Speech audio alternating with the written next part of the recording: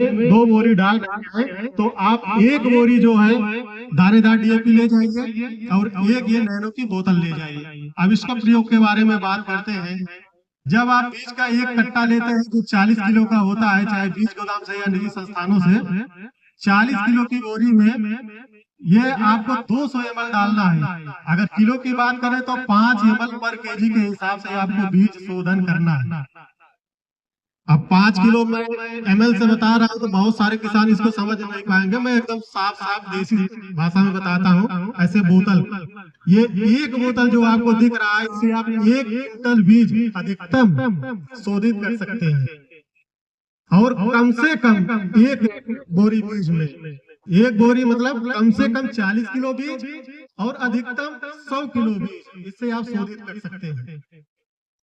अब जो 40 किलो बोरी की होगी, अब उसमें शोधन करने के लिए तो केवल डीएपी ही डालेंगे तो पूरे बीज पर लेप नहीं लगेगा, तो उसमें आपको आवश्यकता अनुसार पानी भी लेना पड़ेगा।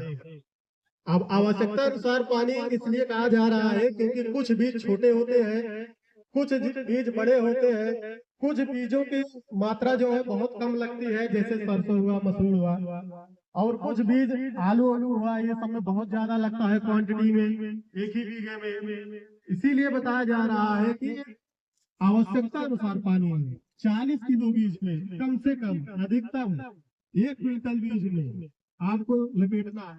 इसका तरीका है, अभी हम कंद की बात छोड़ के केवल बीज की बात करते हैं। यदि छोटे बीज है तो आप केवल ये लिक्विड ही ऊपर से डालकर उसमें सोलिड कर लीजिए, आपको पानी मिलाने की आवश्यकता नहीं होगी। और ये सारे बीज पर एक लेप लग जाएगा और 15 से 20 मिनट में आप सूख जाएगा। उसके बाद आप बुआई कर सकते हैं, या आप शाम को शोधित करके रख लीजिए और सुबह ले जाकर आप बो दीजिए।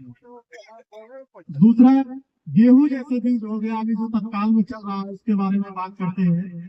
गेहूं में 1.5 लीटर पानी में 200 ml नैनो डीएपी या आधा बोतल नैनो डीएपी 250 ml, 200 से 250 ml आप मिलाएंगे और एक जग में घोल कर गेहूं को फैलाकर उसी के ऊपर ऐसे हाथ से डाल दीजिए, बढ़िया से हाथ में मिक्स कर दीजिए।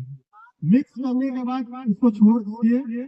आधे घंटे बाद 15 से 20 मिनट में रोक लेना। आधे घंटे बाद आप बुआई कर सकते हैं, या आप अग्रिम तैयारी कर सकते हैं। आपको सुबह बोना है तो आप शाम को ही उन्हें शोधित करके अपने खुले में छोड़ दीजिए।